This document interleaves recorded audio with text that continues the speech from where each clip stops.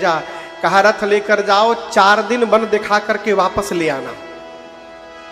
भगवान रथ पर चलने लगे, पूरी प्रजा पीछे पीछे चलने लगी। एक नदी है तमसा, क्या नाम है? हाँ। तमसा नदी के किनारे जब पूरा समाज पहले दिन रात को पहुंचा, तो रात्रि में भगवान ने अपनी माया शक्ति को प्रबल करके अब पूरी अयोध्या की प्रजा को गहरी नींद में सुलवा दिया। क्यों?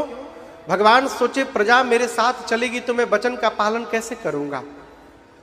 और जब मध्य रात्रि में पूरी प्रजा सो गई, उसी समय राम जी ने सुमंत जी से कहा, तात आप रथ के पहिए के चिन्ह को मिटाकर इसी समय यहां से चलिए।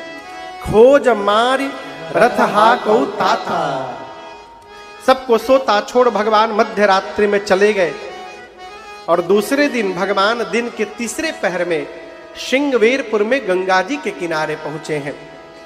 गंगा जी के किनारे राम जी रथ से उतरे, गंगा जी को दंडवत किए हैं। हम और आप गोरखपुर में बैठे हैं। यहां से सबसे निकट यदि गंगा जी के पास जाया जाए तो संभवतः काशी जी जाना पड़ेगा। सबसे निकट काशी है ना? बोलिए हाँ। लेकिन आपको एक मैं सूत्र बताऊं,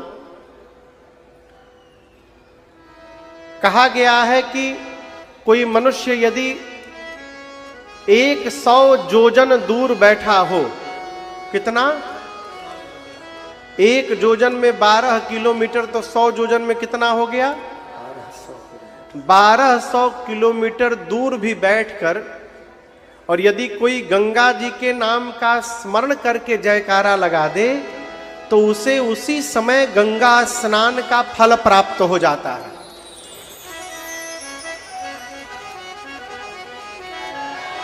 देखा, सुनते डुबकी लगा लिए। यहां से 100 जोजन दूर तो गंगा जी है नहीं, कमे होंगी। तो चलिए गोरखपुर में बैठे बैठे डुबकी लगाते हैं। बोलिए गंगा मैया की जय। राम जी ने गंगा जी की महिमा गाई है। श्रृंगवेरपुर के राजा हैं निषाद राज गुह, और ये राम जी के मित्र हैं। दौड़ करके आए हैं, प्रभु ने गले लगाया है मित्र को। निषाद राजगुह से राम जी ने कहा कि देखो मित्र, मैं विशेष उदासीन व्रत का संकल्प लेकर आया हूं। इस व्रत के अनुसार मैं 14 वर्ष किसी भी गांव नगर में प्रवेश नहीं कर सकता हूं, और न ही किसी धातु को स्पर्श कर सकता हूं। ऐसा सुनकर नगर के बाहर शीशम के वृक्ष के नीचे निषाद राजगुह ने कुशा की चटाई बिछाई है, और रात्रि में कंदमूल पाकर भगवान उसी पर मां के साथ सो गए। लक्ष्मण जी दूर जाकर पहरा देने के लिए वीरासन लगा करके बैठ गए। निषाद राजगुह अपने सेवकों को बुलाकर बोले, देखो मुझे पता चला है कि कल रात में जब अयोध्यावासी सो गए तो राम जी सबको छोड़ के चले आए हैं। कहीं हम लोग रात को सो गए और राम जी हम लोगों को भी छोड़ के आगे चले गए तो सेवकों को बोले कि जहां राम जी सोए हैं चारों तरफ पहरे में खड़े हो जाओ, राम जी को रात्रि में जाने नहीं देना है। सबको पहरे में लगाएं, और उसके बाद जहां भगवान सोए थे वहां निषाद राजगुह आए और भगवान को कुशा की चटाई पर सोते देख रोने लगे।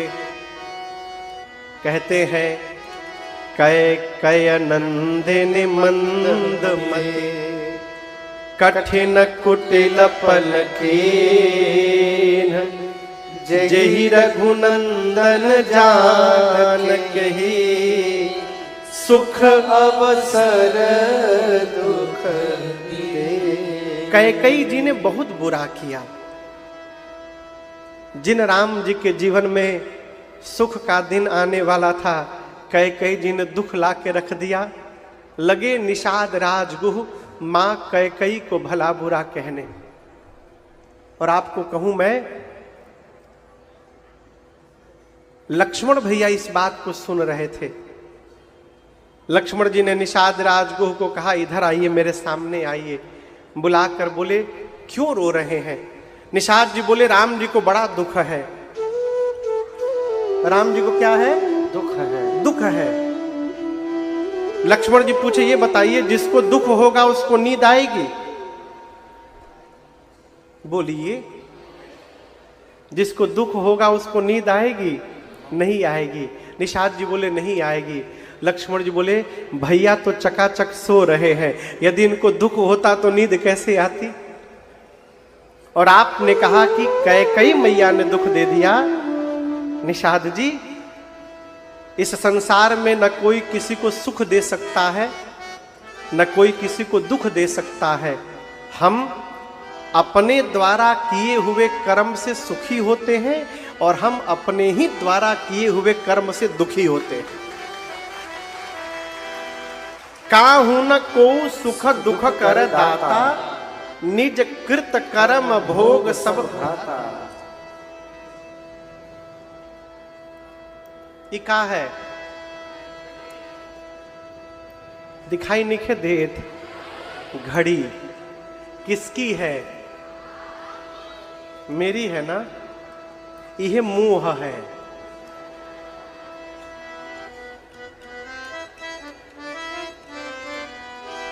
जब तक ये पता चल रहा है कि मेरी है, यही मोह है।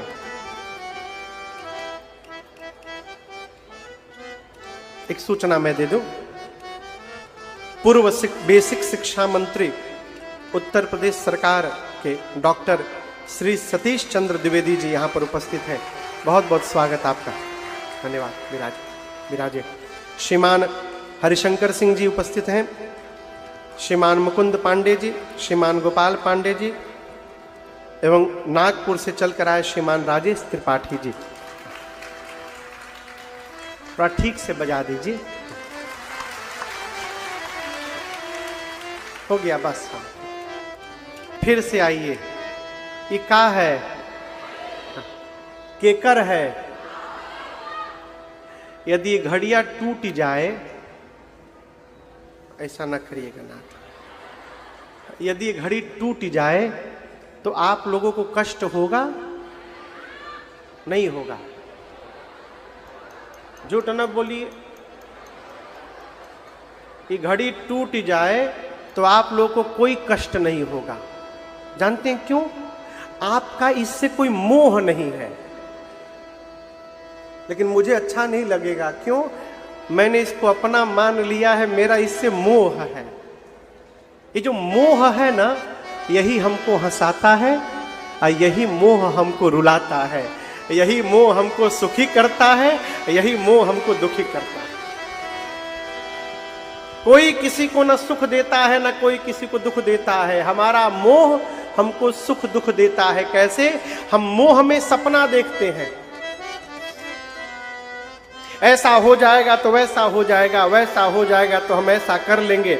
यदि ऐसा वैसा हो गया तो हम सुखी हो गए। सपना देखे थे, हो गया, सुखी हो गए। अब ऐसा का जैसा तैसा हो गया, हम दुखी हो गए। लड़का ने हमको बहुत दुख दिया महाराज। लड़का ने नहीं दिया। लड़का से आपने जो आशा लगा लिया है, इस आशा ने आपको दुख दिया। लड़का ने दुख नहीं दिया। ये कथा कहती है कर्तव्य करते रहिए। परिवार के प्रति जो कर्तव्य है, कर्तव्य का पालन करिए। समाज के प्रति जो कर्तव्य है, उसका पालन करिए। कर्म करते रहिए, लेकिन मन को परमात्मा में लगा के बने रहिए। जो होगा वो होगा, होने दीजिए। जो किस्मत जगत की बनावे सवारे, तो क्यों ना चले हम उन्हीं को पुकारे। यही बोले मां, ये बात किसी से बताइएगा मत कि आपका राम भगवान है। मना किया था, याद है ना? राम जी पूरे अवतार में कहीं ये नहीं प्रकट होने दिए कि मैं भगवान हूं, छिपा के रखे। जिस बात को राम जी छिपा के रखे हैं, क्या लक्ष्मण भैया को उस बात को किसी को बताना चाहिए? बोलिए। तो आज लक्ष्मण जी ने निषाद जी से क्यों बता दिया कि राम जी भगवान है, ब्रह्म है? क्यों बताया? प्रश्न है। निवेदन करूं आपसे, लक्ष्मण जी ने बताया नहीं है, आज राम जी ने उनके मुख से इस बात को प्रकट करवा दिया। क्यों? राम जी का लक्ष्य निषाद राजगुह को उनके तक ये बात पहुंचाना नहीं था। जहां लक्ष्मण जी और निषाद जी बात कर रहे हैं, वहीं बगल में केवट भैया पहरा दे रहे थे।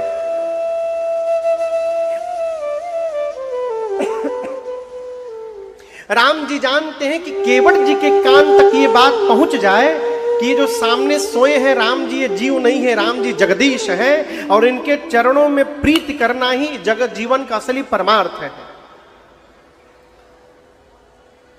मैं क्यों कह रहा हूं? जो काम केवट जी करने वाले हैं, वो काम निषाद राजगुह सरलता से कर सकते थे। राम जी उनको मना भी नहीं करते, राम जी उनके मित्र हैं। जब लक्ष्मण भैया ने बात कही कि भगवान के चरण में प्रीत करना ही असली परमार्थ है, तो गुड़वा धो के निषाद राजगुह भी पी सकते थे, लेकिन नहीं कर पाए। क्यों नहीं कर पाए जानते हैं? बहुत बड़ा कारण। जीवन में कहीं भी जाइए, किसी के भी घर, सामने वाला जो आपको स्थान दे रहा है बैठने के लिए, ये उसकी दृष्टिकोण है। आप अपनी पात्रता देखिए कि मेरा अधिकार वहां बैठने का है कि नहीं है। राम जी मित्र मान करके बगल में बिठा लिए। निषाद जी को बैठना नहीं चाहिए था बगल में हो। क्यों? बगल में बैठ जाने के बाद गोड़ में बैठने में बहुत कष्ट होता है। कथा हो रही है, किसी को 4 दिन सोफा पे बिठाइए, आप 5वें दिन कहिए आज बहुत वीआईपी आ गए हैं, आप नीचे बैठिएगा, चेहरा उतर जाएगा। चिन्हत नहीं खो, 4 दिन से बैठो तानिए जा। बहुत कठिन है। बगल में बैठने के बाद नीचे उतरना बहुत कठिन है साहब, है? राम जी केवट जी तक ये बात पहुंचाना चाहते थे कि मैं भगवान हूं, अब मेरे चरणों में प्रेम करना ही असली परमार्थ है। सवेरा भया, निषाद राजगुह से भगवान बरगद के वृक्ष के दूध को मंगाए और अपनी केश में लगाकर बरगद के वृक्ष के दूध को लक्ष्मण भैया के साथ भगवान ने सिर पर जटाओं का मुकुट बना लिया। सुमंत जी ने निवेदन किया, प्रभु वापस चलिए, सत्य की दुहाई देकर भगवान ने मना कर दिया। इधर निषाद राजगुह के पास सवेरे सवेरे केवट भैया पहुंचे और जाकर बोले, प्रभु एक विनती है मेरी। निषाद जी बोले, कहो। केवट जी बोले, मैं चाहता हूं कि राम जी मेरी नाव पर बैठकर उस पार जाए गंगा जी के, तो आप अगर पूरे नगर में डुगडुगी बजवा दे सवेरे कि मुझे छोड़कर कोई दूसरा नाविक नाव चलाने वाला गंगा के किनारे न जाए आज। निषाद जी बोले, अभी बजवा देता हूं, नगर में डुगडुगी बज गई, कोई गंगा किनारे नाविक नहीं जाएगा। केवट भैया दौड़ कर गए किनारे, नाव बधी थी खोले, नाव पर बैठे और नाव को ले जाकर बीच गंगा में खड़े हो गए। कहे, सोचे यदि किनारे रखूंगा और राम जी सीधे आकर बैठ जाए, बोले ले चलो, तो फिर क्या करें? इसलिए राम जी से आउट ऑफ रीच रखा जाए। बीच नदी में नाव ले जाके खड़ा कर दिए। इधर राम जी, लक्ष्मण जी, सीता मैया पहुंचे हैं गंगा जी को पार करने के लिए। अच्छा आप बताओ, गुरुजी चेला एक साथ कहीं जा रहे हो तो गाड़ी की व्यवस्था कौन करेगा? गुरुजी करेंगे कि चेला? चेला। स्वामी और सेवक कहीं जा रहे हैं तो कौन करेगा? राम जी और लक्ष्मण जी में स्वामी कौन है और सेवक? तो नाव की व्यवस्था राम जी को करनी चाहिए कि लक्ष्मण भैया को? तो राम जी काहे मांग रहे हैं नाव?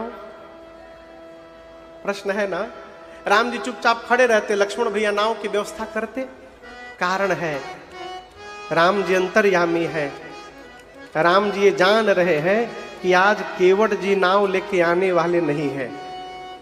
मना कर देंगे, बोलेंगे नहीं, ना बोलेंगे। राम जी ये भी जानते हैं कि हमारे भाई साहब को ना सुनने की आदत नहीं है। यदि ये नाव मांगने चले गए और केवट ने ना बोल दिया तो तुरंत बाण निकाल के मार डालेंगे उसको।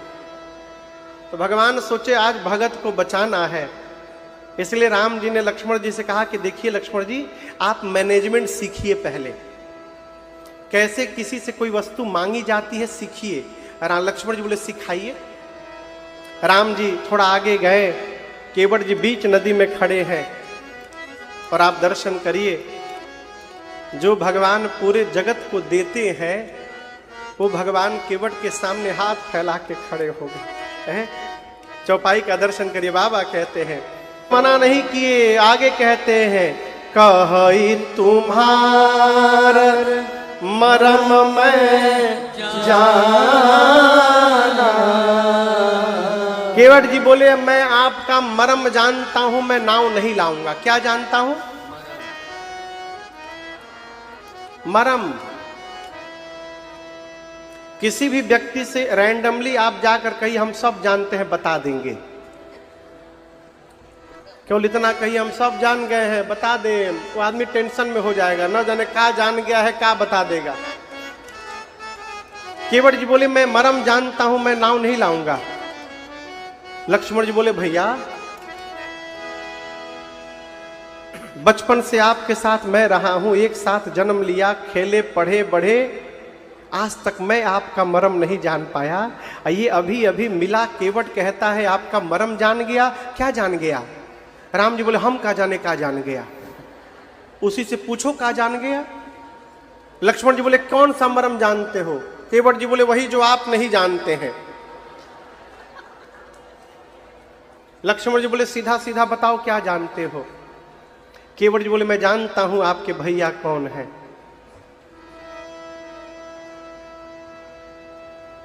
लक्ष्मण जी बोले कैसे जानते हो?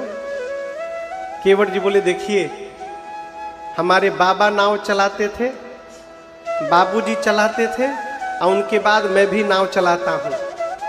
हम लोग नित्य सैकड़ों लोगों को इस पार से उस पार, उस पार से इस पार लाते हैं। जो भी आता है ना तो नाव के लिए आदेश देता है, ऐ केवट नाव इधर लेकर के आओ। पहली बार जीवन में ऐसा कोई आया है जिसने आदेश नहीं दिया है, निवेदन किया है। राम जी ने बोले नाव इधर ले आओ। राम जी बोले क्या आप अपनी नाव यहां लेकर के आएंगे? भाषा में अंतर देखिए। लक्ष्मण जी बोले इसका क्या मतलब? केवट जी बोले आदेश हम अपने नौकर को देते हैं, निवेदन उससे करते हैं जब हम ये मान लेते हैं कि जो वस्तु मांगी जा रही है वो हमारी नहीं, सामने वाले की है। लक्ष्मण जी आज तक जो भी आया मुझे अपना नौकर बनाता रहा, पहली बार कोई आया है जो मुझे इस नाव का मालिक बना रहा है, और सामने वाला की आप बता दिए होते। लक्ष्मण भैया बोले अरे भैया मना कर दिया, नहीं लाऊंगा। राम जी बोले मना कर दिया तो क्या हुआ? केवट जी मेरे भगत हैं। लक्ष्मण जी बोले भगत है मतलब? आप कह रहे नाव लाओ, ये कह रहे नहीं लाएंगे, मतलब जो आपकी बात न माने वो आपका भगत। राम जी बोले और कौन मेरी बात नहीं मान रहा है? लक्ष्मण जी बोले पीछे देखिए मुड़ के, 2 घंटा पहले आपने सुमंत जी को कहा था रथ लेकर वापस चले जाइए, देखिए पेड़ के नीचे खड़े हैं, गए नहीं हैं। उनको आपने कहा चले जाओ, वो जा नहीं रहे हैं। आइन भाई साहब से आप कह रहे हैं आ जाओ, ये आ नहीं रहे हैं। आप जिसको जो कह रहे हैं वो उसका उल्टा कर रहा है। राम जी बोले ये बताओ वनवास मेरा हुआ था कि तुम्हारा? अयोध्या से चलते समय मैं आपको और सीता दोनों को मना किया था मत चलिए, आप दोनों मेरी बात माने? माने? आप बोलिए माने? नहीं माने। राम जी बोले आप ही दोनों ने मिलकर मेरी बोहनी बिगाड़ी है। अयोध्या से चलते समय आप दोनों मेरी बात नहीं माने, देखिए जो मिल रहा है कोई मेरी बात नहीं मान रहा है। लक्ष्मण जी बोले केवट जी से आप जो कही रहे हैं कि पांव के जादू से नाव स्त्री में बदल गया पत्थर, ये घटना केवल एक बार घटी है, एक बार। यदि पांव में जादू होता तो कोई दूसरा पत्थर क्यों नहीं बना स्त्री? आज तक कभी सुना है आपने? केवल एक बार हुआ है।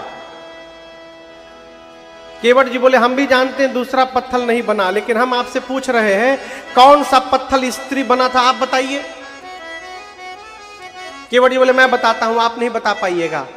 जिस पत्थर की ओर राम जी ने हाथ से इशारा करके पूछा था गुरुदेव वो पत्थर कैसा है, जिस पत्थर पर उंगली से इशारा किया था वो पत्थर स्त्री में बदल गया। आज किनारे सैकड़ों नाव लगी है, किनारे वाली नाव राम जी को नहीं दिखाई दी। अब मेरी नाव बीच नदी में खड़ी थी, दिखाई पड़ गई।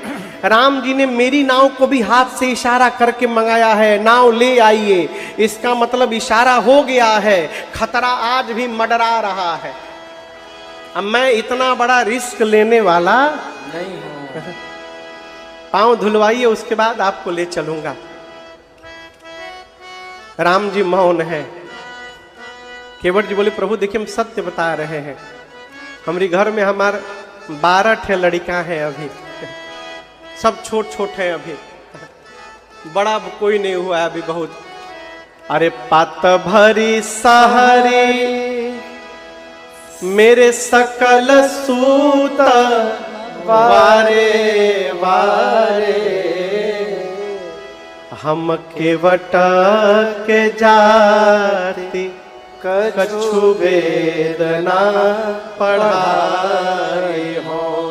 हम केवट जाति से हैं, वेद नहीं पढ़े हैं कि नाव चली जाएगी तो पूजा पाठ करके पेट पाल लेंगे प्रभु।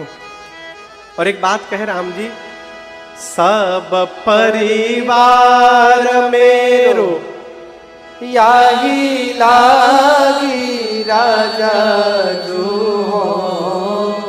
हौ दीन बीतहीन कैसे दूसरी गढ़ाए हो। मेरा पूरा परिवार इसी नाव के सहारे जीवित है प्रभु। नाव चली जाएगी तो हमारा लड़का भूखों मर जाएंगे, है? रुपया नहीं है कि नाव चलेगी तो दूसरों नाव बना लेंगे, कहां से बनाएंगे? पैसे नहीं है, गरीब है हम लोग। और एक समस्या बताएं प्रभु, हमने सुना है कि जो स्त्री बनती है वो ब्राह्मणी होती है। आप पहले ही क्लियर करिए कि आप हमारा उद्धार करने आए कि हमारी नाव का उद्धार करने आए। मतलब आप चाहते हैं कि हमारा नाव ब्राह्मणी हो जाए, हम मल्लाह के मल्लाह बने रहे। और दोहरी मार पड़ेगी। नाव यदि स्त्री बन गई तो घर में भोजन करने वाला एक मेंबर बढ़ जाएगा, और जिससे घर में भोजन आएगा वो साधन समाप्त हो जाएगा मेरा। हम तो दोनों ओर से चले जाएंगे नाथ। अब वो ब्राह्मणी होगी हमारे साथ मेरे घर में रहेगी, बोलेगी तुम मल्लाह हो, तुम्हारे साथ नहीं रहूंगी, नया घर बनाओ, कपड़ा लाओ, राशन लाओ, बासन लाओ। पहलकी का तो पेट भर ही नहीं पा रहा हूं, दूसरकी को देकर कहें झंझट में डालना चाहते हैं प्रभु।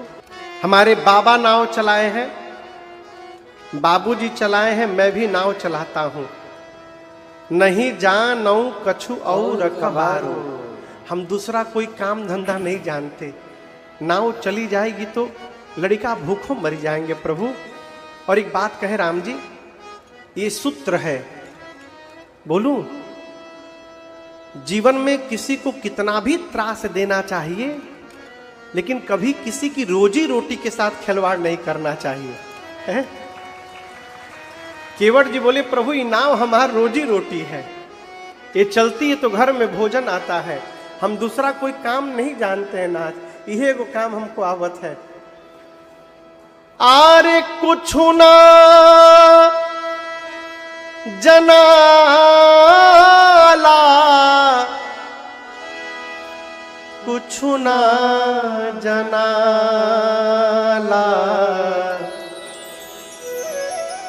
एहो मालिकार, कसम खा के कह रहे हैं हमारा कुछ ना जनाला, एहो मालिकार।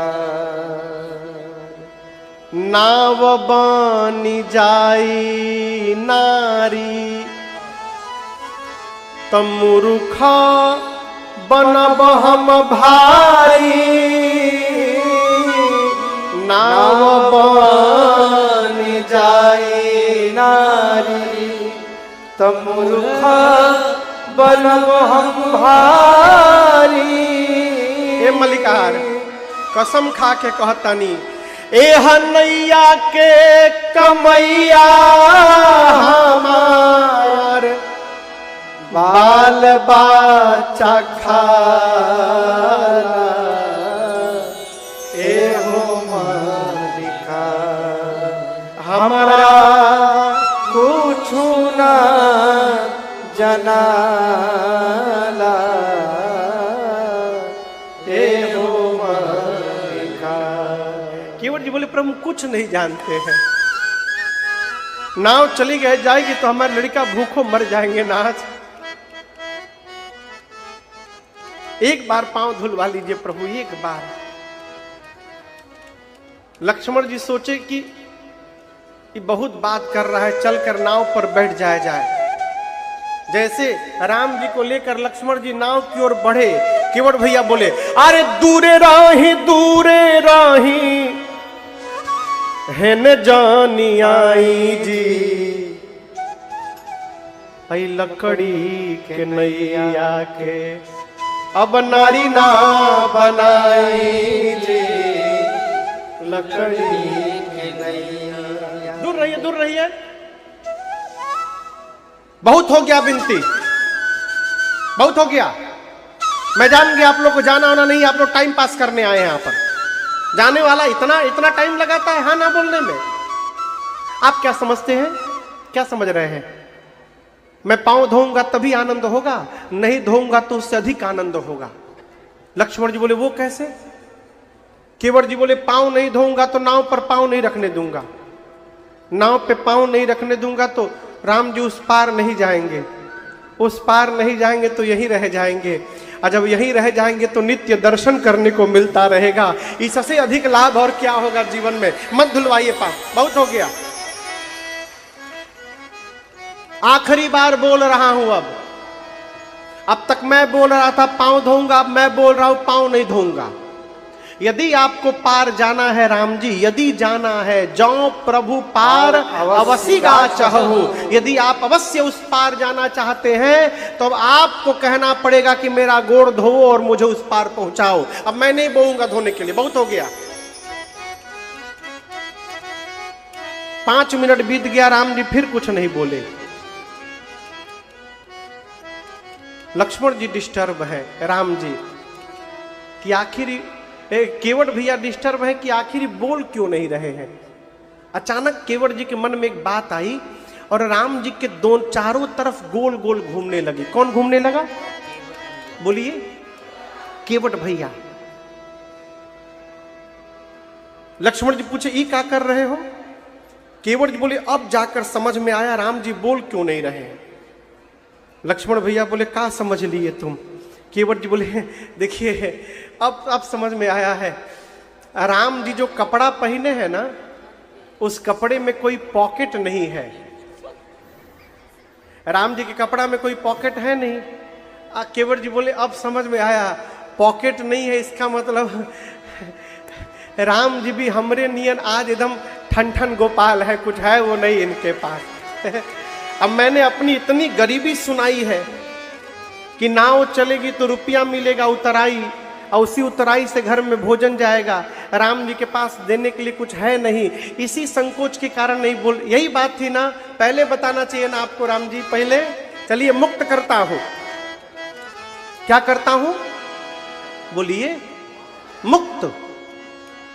आज तक भगवान भक्त को मुक्त करते रहे, पहली बार भक्त भगवान को मुक्त कर रहा है। केवट जी बोले मुक्त कर रहा हूं, मैं पांव धोऊंगा, नाव पर बिठाऊंगा, देता हूं। जैसे केवट भैया ने राम जी और दशरथ जी की सौगंध ली, लक्ष्मण जी निकाल के बाण चढ़ा लिया, बोले मार डालूंगा इसको, इसने पिताजी की सौगंध ले ली।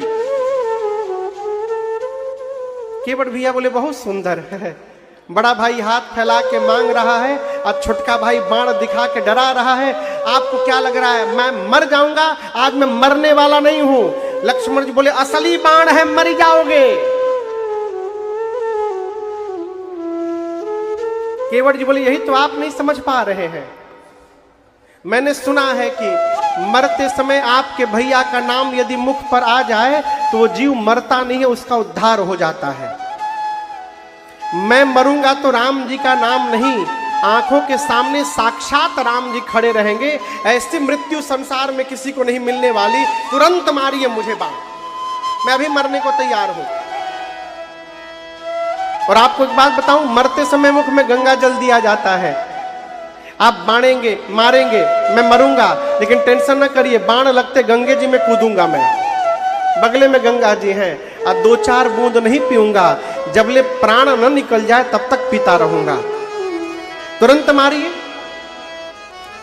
लक्ष्मण जी राम जी से बोले भैया ये तो बड़ा ज्ञानी है, ये मारने लायक नहीं है, है? केवट जी बोले प्रभु मर जाऊंगा, परंतु जब तक पांव नहीं धोऊंगा तब तक नाव पर पांव रखने नहीं दूंगा मैं आपको।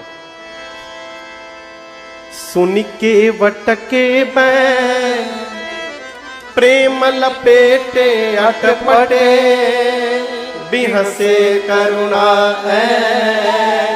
चिताई जानकी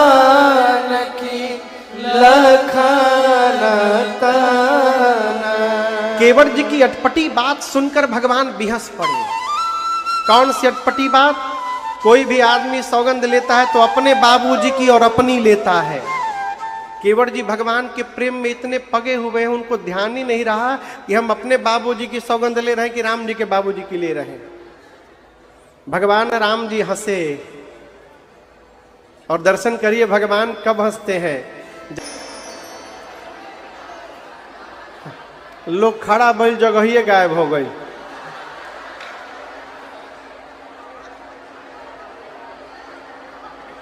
वही में धकिया के बैठ गईला के काम बा। बैठिए बैठिए बैठिए बैठिए बैठिए बैठिए बैठिए बैठिए सब बैठिए बैठिए बैठिए मैया बैठिए बैठिए बैठिए।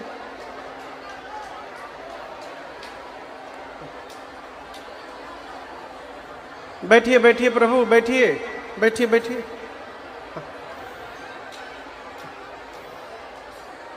भगवान ने कृपा की,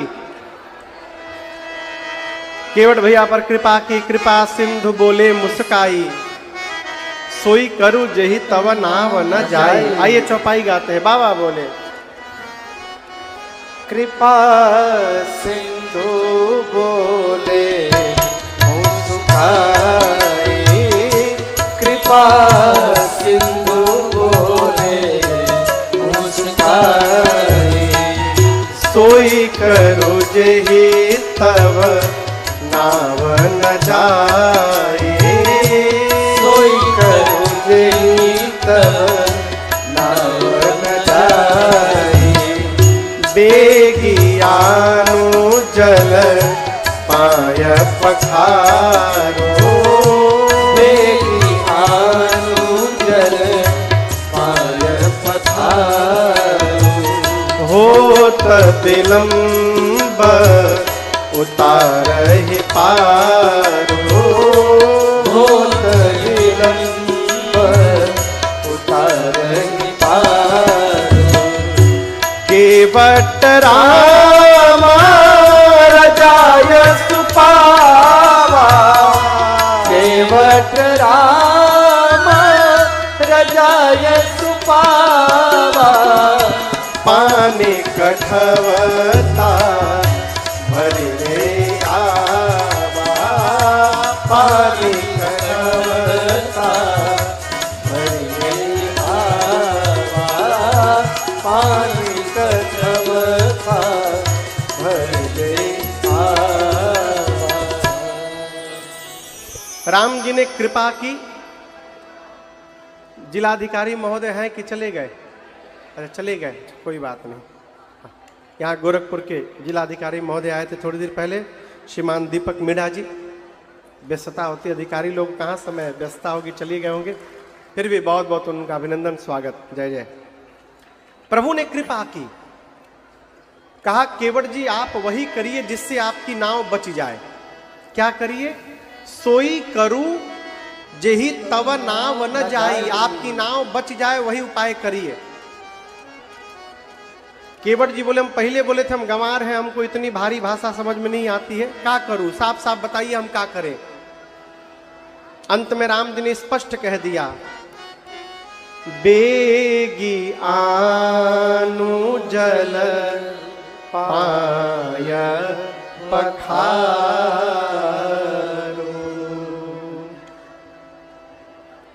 एगो माई घर से टूल लेके आई है, खड़ा होके नाचने लगी तो जगह ही चल गई।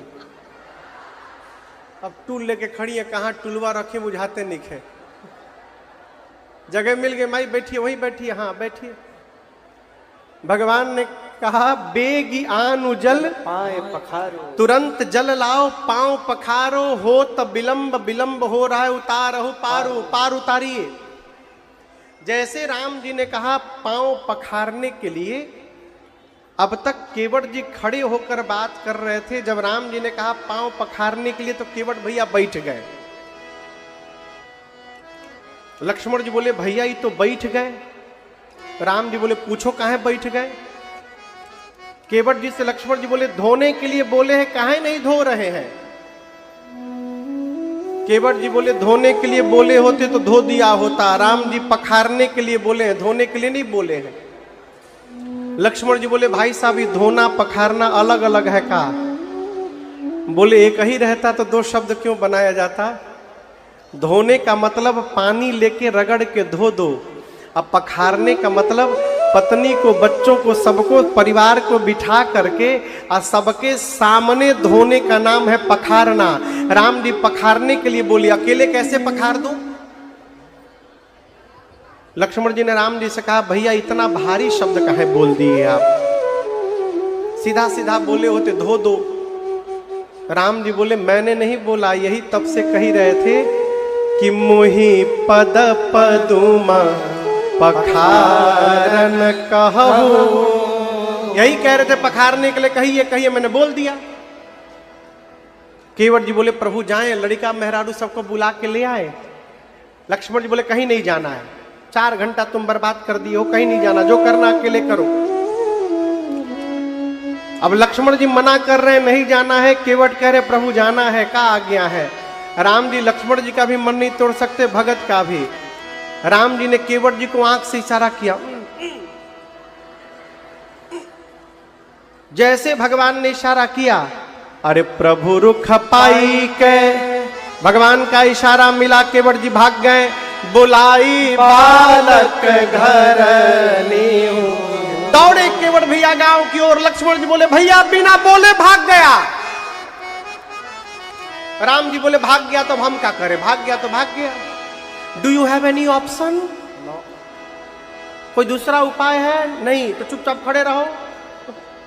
केवट जी गए, बच्चों को, परिवार को बुलाकर बोले गंगा के किनारे जाओ, 2 पुरुष हैं, एक सांवले और एक गोरे। गोरके के पास भुला कर भी मत जाना, हर बतिये में बाण निकाल के खड़ा हो जाता है। छोटके संवरके के पास जाना, वो बोलते नहीं है, एकदम चुप रहते हैं। उनको प्रणाम करके चारों ओर से घेर करके बैठ जाना। पत्नी ने कहा प्रणाम करना तो ठीक है, घेरना क्यों है? केवट जी बोले 4 घंटे से खड़ा हूं, किया हूं, घिर जाएंगे तो 2 घंटा भी और खड़ा करना है उनको, नहीं घिरे रहेंगे तो भाग जाएंगे।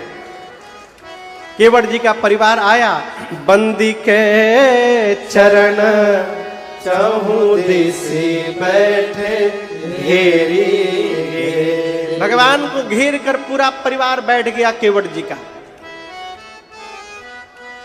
लक्ष्मण जी मने मन बोले और धुलवाइए पांव, घेराबंदी शुरू कर दिए सभी। केवट जी के लड़का से पूछे लक्ष्मण जी कहाँ गए तोहार बाबूजी? लड़का बोले हम कहाँ जानी कहाँ गए।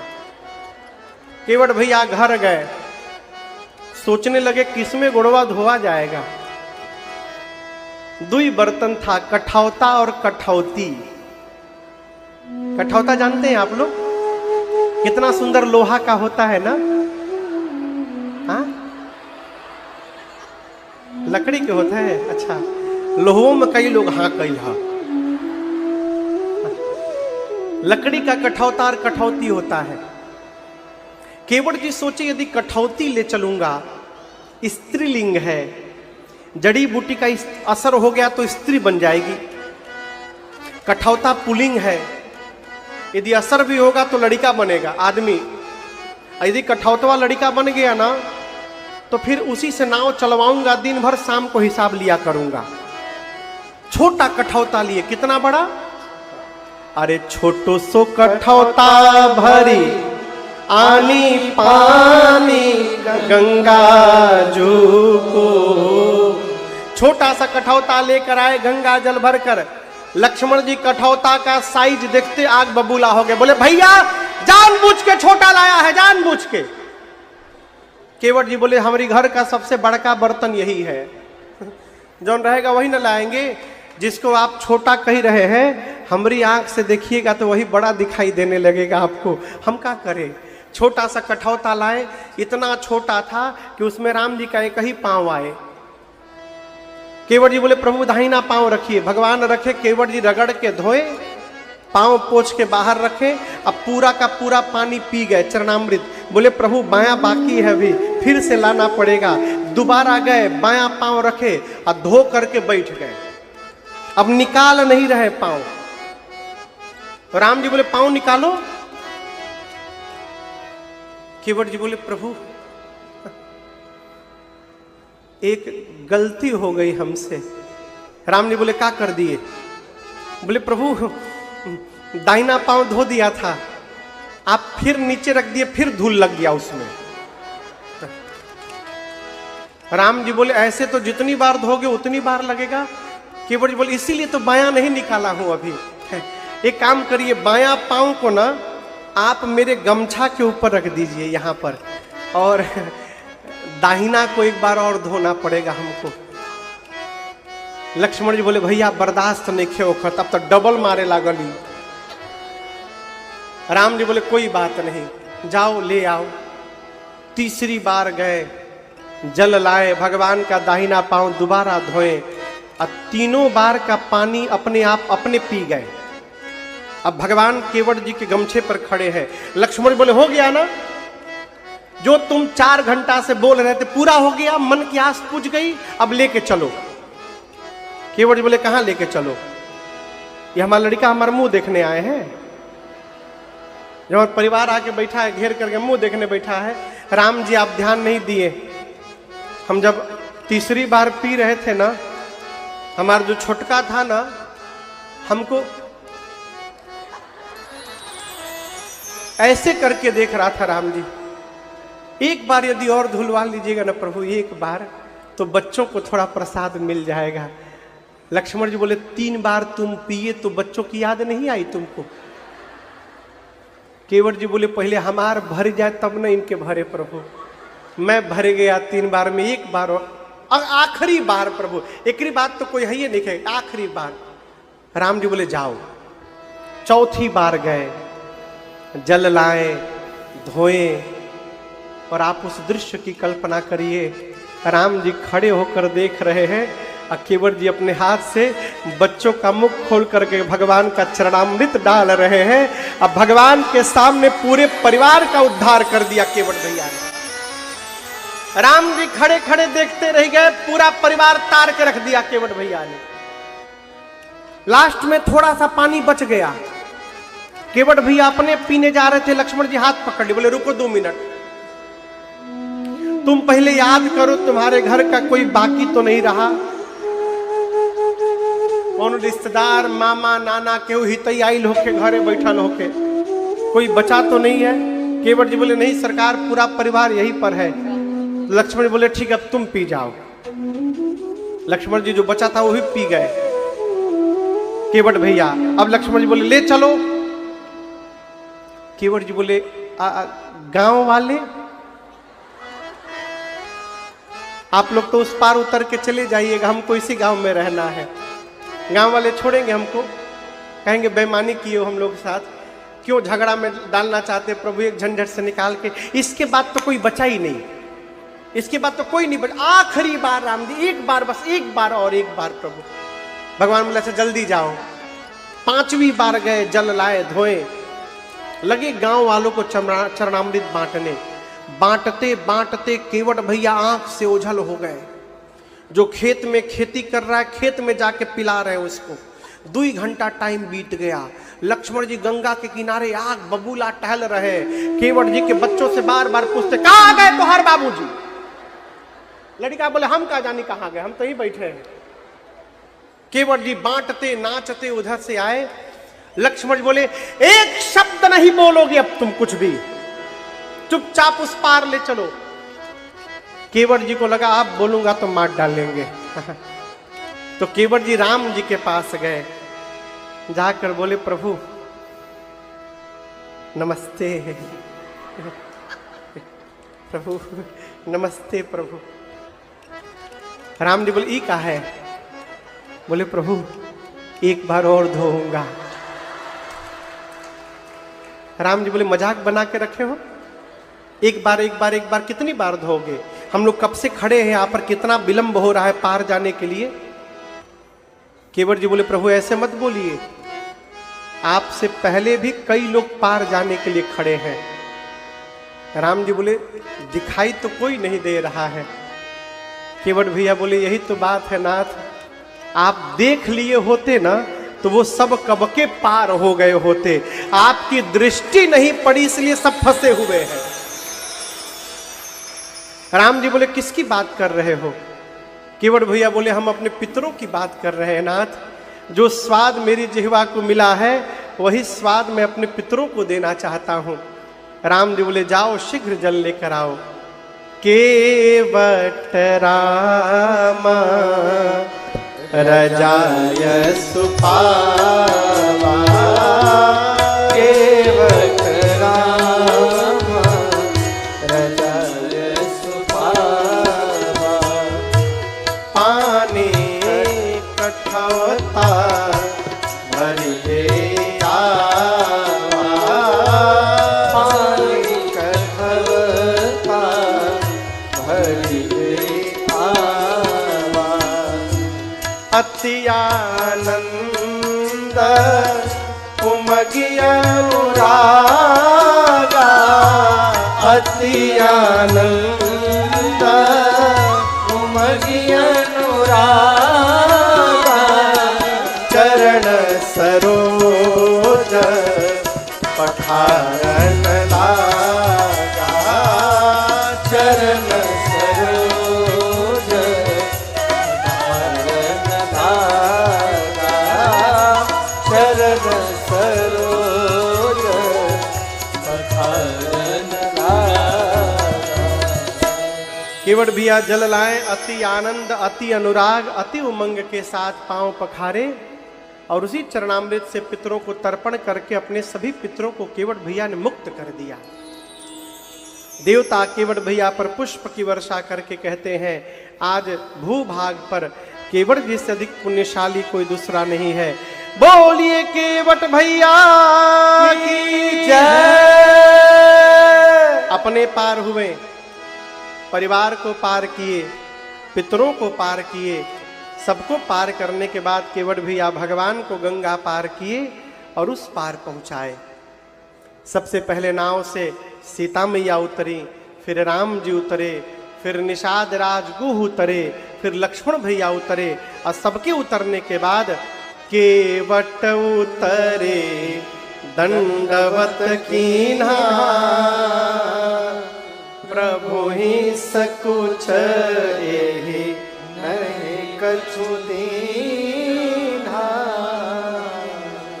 केवट भैया नाव से उतरने के बाद राम जी के चरणों में लौट गए और यहां दर्शन करिए, राम जी ने केवट जी को उठाया नहीं। क्यों नहीं उठाया? राम जी सोचने लगे ये पुत्र है, इसने कह दिया कुछ नहीं चाहिए, मैं तो पिता हूं, बिना कुछ दिए केवट जी को विदा कर दूं और आज उठा दूंगा तो मेरे पास देने के लिए कुछ नहीं है, क्या दूंगा मैं? प्रभु के मन के भाव को मेरी मां समझ गई और सीता मैया ने हाथ से सोने की मुद्रिका निकाली और राम जी से कहा, प्रभु आप केवट जी को ये मुद्रिका उतराई में दे दीजिए। राम जी ने कहा, केवट जी आपकी मां उतराई दे रही है, आप इसको स्वीकार करिए। केवट जी बोले, प्रभु उतराई दे रहे हैं, मुझे क्या नहीं मिला आज?